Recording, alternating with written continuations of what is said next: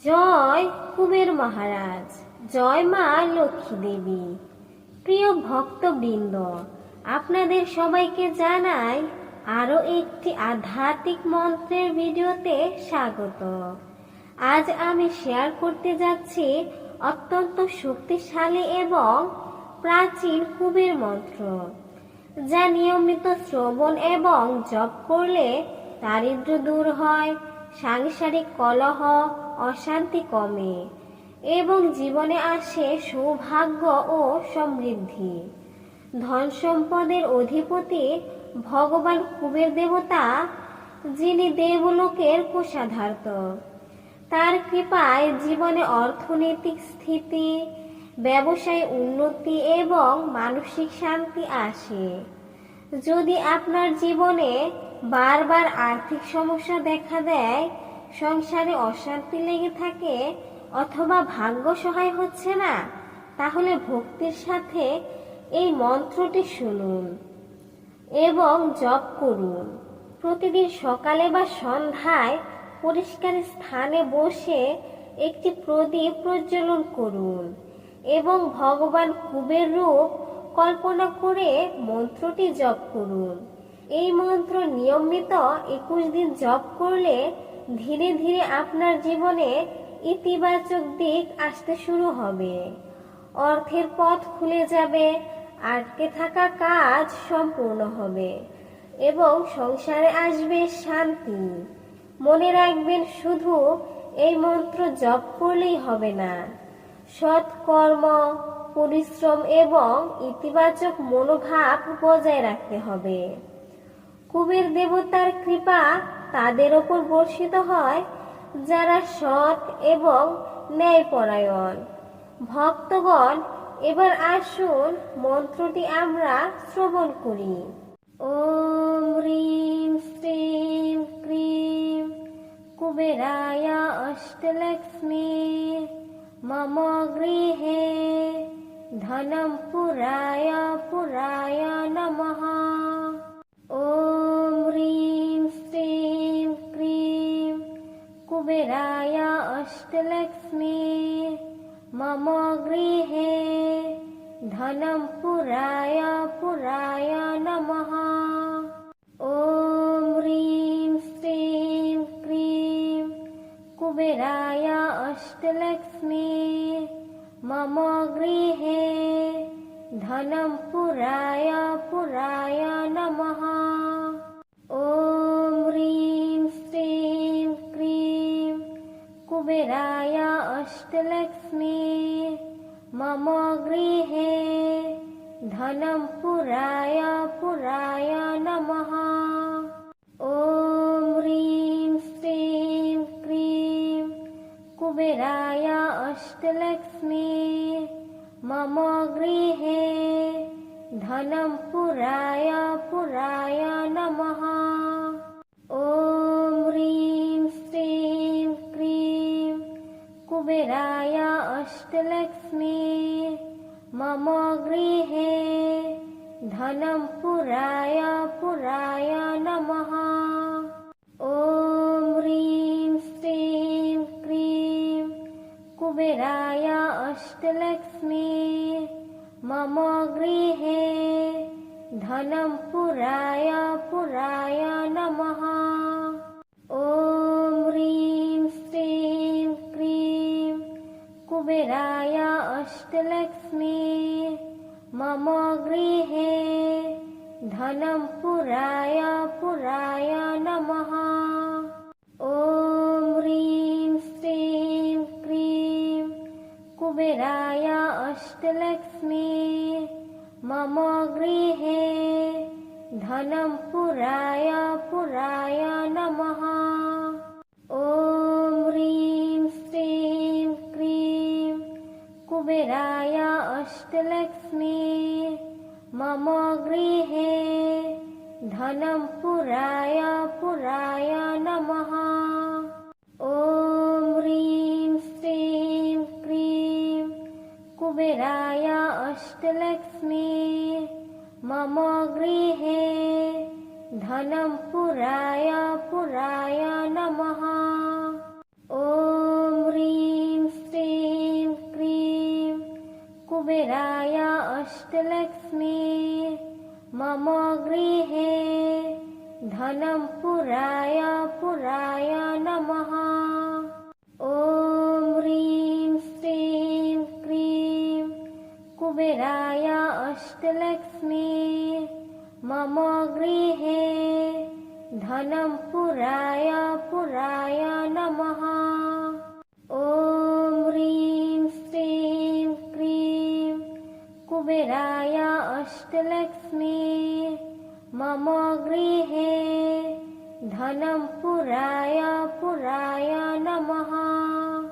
ॐ ह्रीं श्रीं क्रीं कुबेराय अष्टलक्ष्मी मम गृहे धनं पुराय पुराय नमः। ॐ ह्रीं श्रीं क्रीं कुबेराय अष्टलक्ष्मी मम गृहे धनं पुराय पुराय नमः। ॐ ह्रीं श्रीं क्रीं कुबेराय अष्टलक्ष्मी मम गृहे धनं पुराय पुराय नमः। ॐ ह्रीं श्रीं क्रीं कुबेराय अष्टलक्ष्मी मम गृहे धनं पुराय पुराय नमः। ॐ ह्रीं श्रीं क्रीं कुबेराय अष्टलक्ष्मी मम गृहे धनं पुराय पुराय नमः। ॐ ह्रीं श्रीं क्रीं कुबेराय अष्टलक्ष्मी मम गृहे धनं पुराय पुराय नमः। ॐ ह्रीं श्रीं क्रीं कुबेराय अष्टलक्ष्मी मम गृहे धनं पुराय पुराय नमः। ॐ ह्रीं श्रीं क्रीं कुबेराय अष्टलक्ष्मी मम गृहे धनं पुराय पुराय नमः। ॐ ह्रीं श्रीं क्रीं कुबेराय अष्टलक्ष्मी मम गृहे धनं पुराय पुराय नमः। ॐ ह्रीं श्रीं क्रीं कुबेराय अष्टलक्ष्मी मम गृहे धनं पुराय पुराय नमः। ॐ ह्रीं श्रीं क्रीं कुबेराय अष्टलक्ष्मी मम गृहे धनं पुराय पुराय नमः। ॐ ह्रीं श्रीं क्रीं कुबेराय अष्टलक्ष्मी मम गृहे धनं पुराय पुराय नमः। ॐ ह्रीं श्रीं क्रीं कुबेराय अष्टलक्ष्मी मम गृहे धनं पुराय पुराय नमः। ॐ ह्रीं श्रीं क्रीं कुबेराय अष्टलक्ष्मी मम गृहे धनं पुराय पुराय नमः। ॐ ह्रीं श्रीं क्रीं कुबेराय अष्टलक्ष्मी मम गृहे धनं पुराय पुराय नमः। ॐ ह्रीं श्रीं क्रीं कुबेराय अष्टलक्ष्मी मम गृहे धनं पुराय पुराय नमः। ॐ ह्रीं श्रीं क्रीं कुबेराय अष्टलक्ष्मी मम गृहे धनं पुराय पुराय नमः। ॐ ह्रीं श्रीं क्रीं कुबेराय अष्टलक्ष्मी मम गृहे धनं पुराय पुराय नमः। ॐ ह्रीं श्रीं क्रीं कुबेराय अष्टलक्ष्मी मम गृहे धनं पुराय पुराय नमः। ॐ ह्रीं श्रीं क्रीं कुबेराय अष्टलक्ष्मी मम गृहे धनं पुराय पुराय नमः। ॐ ह्रीं श्रीं क्रीं कुबेराय अष्टलक्ष्मी मम गृहे धनं पुराय पुराय नमः।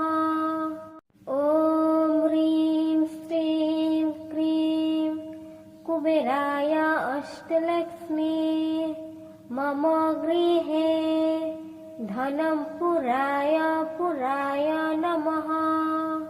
ॐ ह्रीं श्रीं क्रीं कुबेराय अष्टलक्ष्मी मम गृहे धनं पुराय पुराय नमः।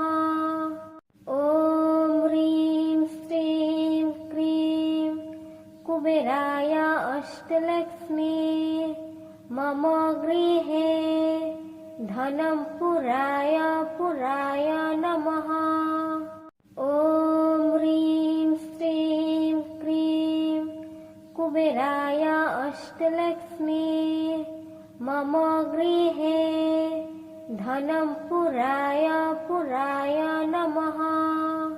ॐ ह्रीं श्रीं क्रीं कुबेराय अष्टलक्ष्मी मम गृहे धनं पुराय पुराय नमः। ॐ ह्रीं श्रीं क्रीं कुबेराय अष्टलक्ष्मी मम गृहे धनं पुराय पुराय नमः।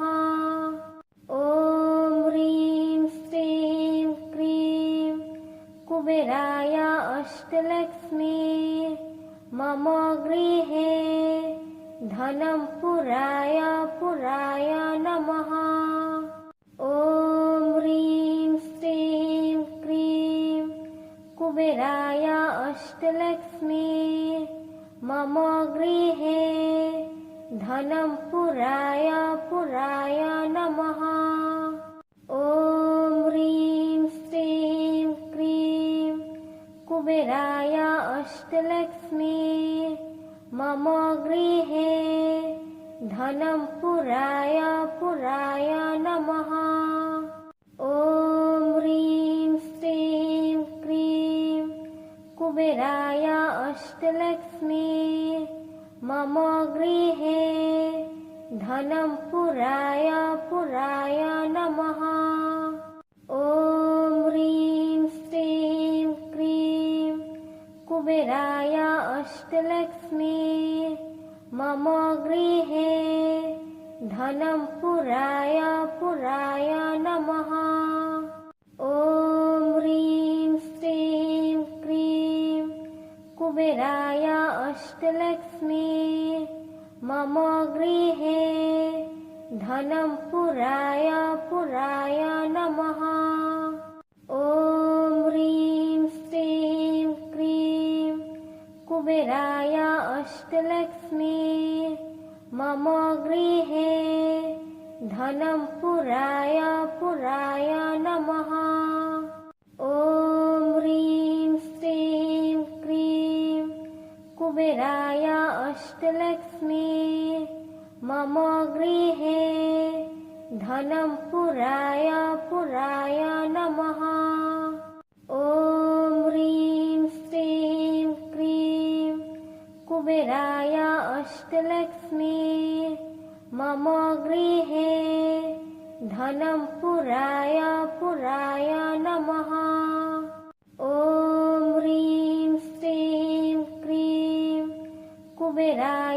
अष्टलक्ष्मी मम गृहे धनं पुराय पुराय नमः।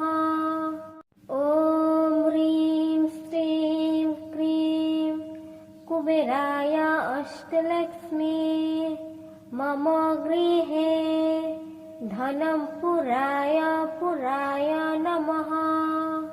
ॐ ह्रीं श्रीं क्रीं कुबेराय अष्टलक्ष्मी मम गृहे धनं पुराय पुराय नमः। ॐ ह्रीं श्रीं क्रीं कुबेराय अष्टलक्ष्मी मम गृहे धनं पुराय पुराय नमः। ॐ ह्रीं श्रीं क्रीं कुबेराय अष्टलक्ष्मी मम गृहे धनं पुराय पुराय नमः। ॐ ह्रीं श्रीं क्रीं कुबेराय अष्टलक्ष्मी मम गृहे धनं पुराय पुराय नमः। ॐ ह्रीं श्रीं क्रीं कुबेराय अष्टलक्ष्मी मम गृहे धनं पुराय पुराय नमः। ॐ ह्रीं श्रीं क्रीं कुबेराय अष्टलक्ष्मी मम गृहे धनं पुराय पुराय नमः। ॐ ह्रीं श्रीं क्रीं कुबेराय अष्टलक्ष्मी मम गृहे धनं पुराय पुराय नमः। ॐ ह्रीं श्रीं क्रीं कुबेराय अष्टलक्ष्मी मम गृहे धनं पुराय पुराय नमः। ॐ ह्रीं श्रीं क्रीं कुबेराय अष्टलक्ष्मी मम गृहे धनं पुराय पुराय नमः। ॐ ह्रीं श्रीं क्रीं कुबेराय अष्टलक्ष्मी मम गृहे धनं पुराय पुराय नमः। ॐ ह्रीं श्रीं क्रीं कुबेराय अष्टलक्ष्मी मम गृहे धनं पुराय पुराय नमः। ॐ ह्रीं श्रीं क्रीं कुबेराय अष्टलक्ष्मी मम गृहे धनं पुराय पुराय नमः। ॐ ह्रीं श्रीं क्रीं कुबेराय अष्टलक्ष्मी मम गृहे धनं पुराय पुराय नमः। ॐ ह्रीं श्रीं क्रीं कुबेराय अष्टलक्ष्मी मम गृहे धनं पुराय पुराय नमः। ॐ ह्रीं श्रीं क्रीं कुबेराय अष्टलक्ष्मी मम गृहे धनं पुराय पुराय नमः। ॐ ह्रीं श्रीं क्रीं कुबेराय अष्टलक्ष्मी मम गृहे धनं पुराय पुराय नमः। ॐ ह्रीं श्रीं क्रीं कुबेराय अष्टलक्ष्मी मम गृहे धनं पुराय पुराय नमः। ॐ ह्रीं श्रीं क्रीं कुबेराय अष्टलक्ष्मी मम गृहे धनं पुराय पुराय नमः। ॐ ह्रीं श्रीं क्रीं कुबेराय अष्टलक्ष्मी मम गृहे धनं पुराय पुराय नमः। ॐ ह्रीं श्रीं क्रीं कुबेराय अष्टलक्ष्मी मम गृहे धनं पुराय पुराय नमः। ॐ ह्रीं श्रीं क्रीं कुबेराय अष्टलक्ष्मी मम गृहे धनं पुराय पुराय नमः। ॐ ह्रीं श्रीं क्रीं कुबेराय अष्टलक्ष्मी मम गृहे धनं पुराय पुराय नमः। ॐ ह्रीं श्रीं क्रीं कुबेराय अष्टलक्ष्मी मम गृहे धनं पुराय पुराय नमः। ॐ ह्रीं श्रीं क्रीं कुबेराय अष्टलक्ष्मी मम गृहे धनं पुराय पुराय नमः। ॐ ह्रीं श्रीं क्रीं कुबेराय अष्टलक्ष्मी मम गृहे धनं पुराय पुराय नमः। ॐ ह्रीं श्रीं क्रीं कुबेराय अष्टलक्ष्मी मम गृहे धनं पुराय पुराय नमः। ॐ ह्रीं श्रीं क्रीं कुबेराय अष्टलक्ष्मी मम गृहे धनं पुराय पुराय नमः। ॐ ह्रीं श्रीं क्रीं कुबेराय अष्टलक्ष्मी मम गृहे धनं पुराय पुराय नमः।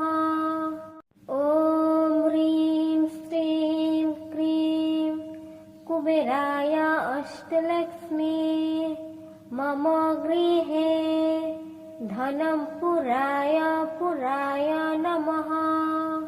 ॐ ह्रीं श्रीं क्रीं कुबेराय अष्टलक्ष्मी मम गृहे धनं पुराय पुराय नमः।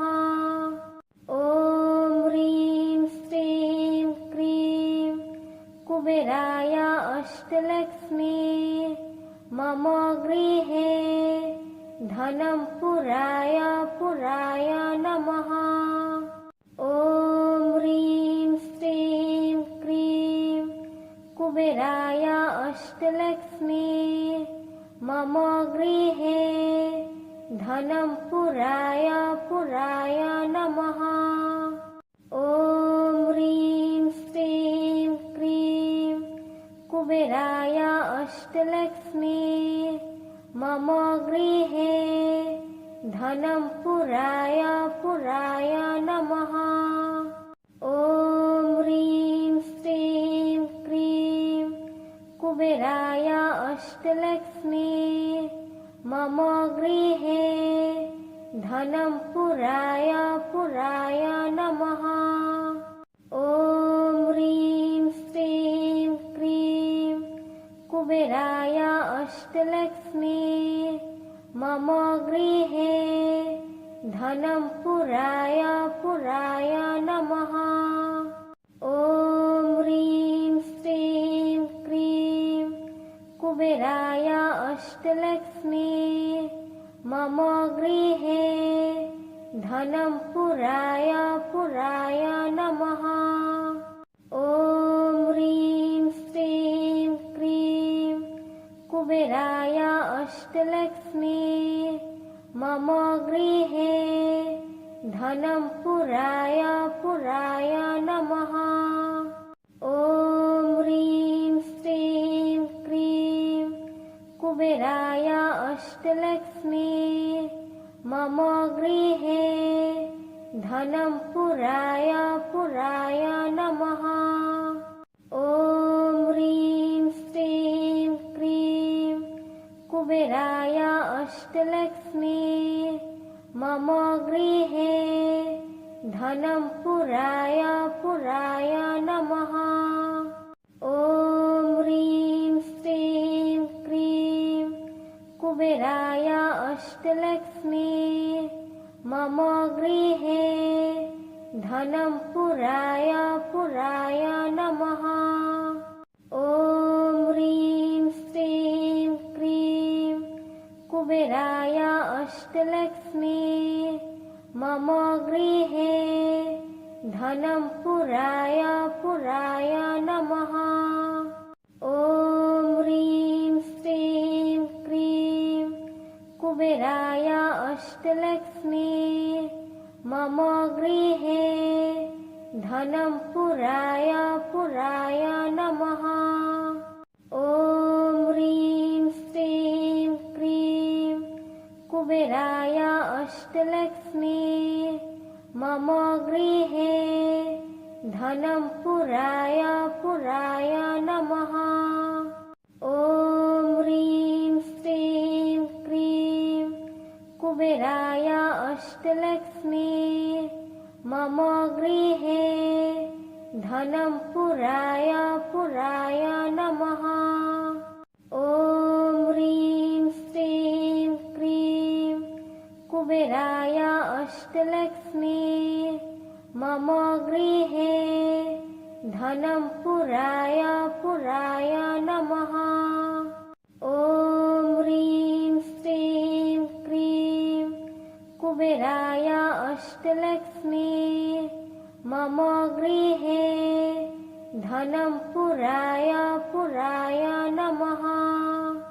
ॐ ह्रीं श्रीं क्रीं कुबेराय अष्टलक्ष्मी मम गृहे धनं पुराय पुराय नमः। ॐ ह्रीं श्रीं क्रीं कुबेराय अष्टलक्ष्मी मम गृहे धनं पुराय पुराय नमः। ॐ ह्रीं श्रीं क्रीं कुबेराय अष्टलक्ष्मी मम गृहे धनं पुराय पुराय नमः।